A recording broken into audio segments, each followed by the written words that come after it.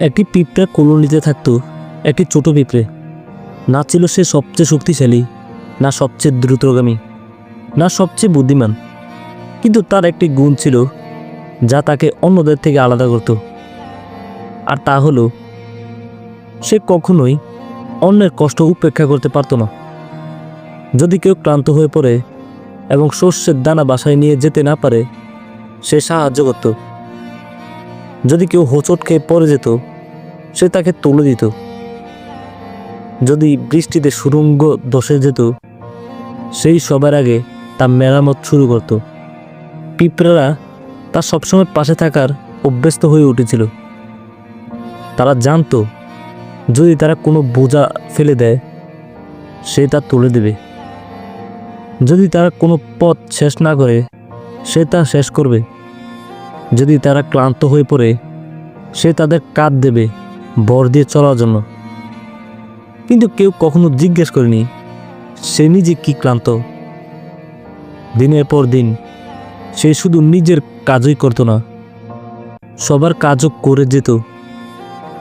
তার কখনো বিশ্রামের সময় ছিল না, কিন্তু সে নিজেকে বোঝাতো আর একটু, তারপর সব ঠিক হয়ে যাবে। তার কাজের সবচেয়ে গুরুত্বপূর্ণ হলো অন্যদের যেন কষ্ট না হয়। একদিন পিঁপড়েটি লক্ষ্য করল তার পা কাঁপছে ক্লান্তিতে। সে আর আগের মতো দ্রুত শস্য বয়ে নিতে পারছিল না। তার পিঠ ব্যথা করছিল আর চোখে ক্লান্তি জমে উঠেছিল সেই অন্তহীন কাজের চাপ দেখে। কিন্তু সে তো পিঁপড়ের টিফিকে নিরাশ করতে পারল না। যখন এক পিঁপড়ে তাকে একটি বোঝা বয়ে নিতে সাহায্য চাইল, সে তার শেষ শক্তিটুকু জড়ো করে রাজি হলো।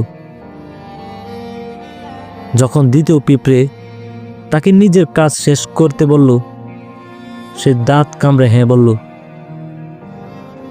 যখন তৃতীয় পিঁপড়ে বলল, তোমার তো সবসময় সময় থাকে, আমাকেও সাহায্য করো, তখন সে না করতে পারল না। আর তখনই ঘটল এমন কিছু যা সে নিজেও আশা করেননি।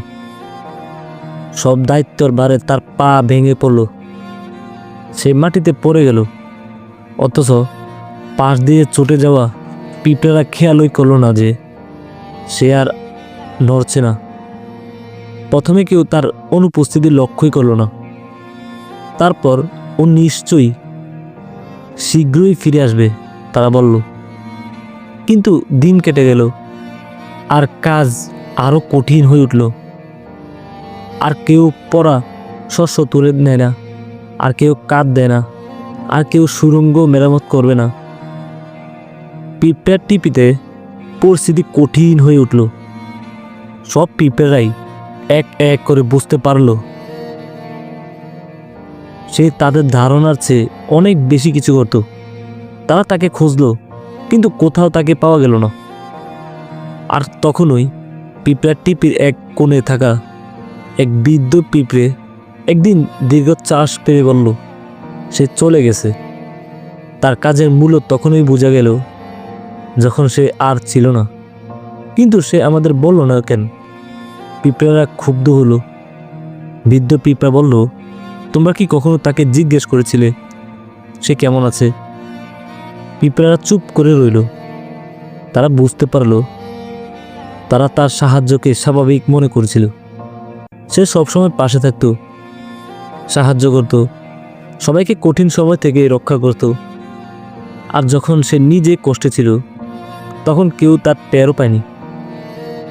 এই গল্প থেকে নৈতিক শিক্ষা হলো, প্রতিটি সমাজে কিছু মানুষ থাকে যারা অন্যদের দায়িত্ব নিজের কাঁধে তুলে নেয়। তারা সাহায্য করে, পাশে থাকে, সবার চেয়ে বেশি পরিশ্রম করে। তারা তখনই হ্যাঁ বলে যখন তারা খুব ক্লান্ত থাকে। তারা অন্যদের জীবন সহজ করে তোলে, কিন্তু কেউ তাদের জিজ্ঞেস করে না তারা কেমন আছে।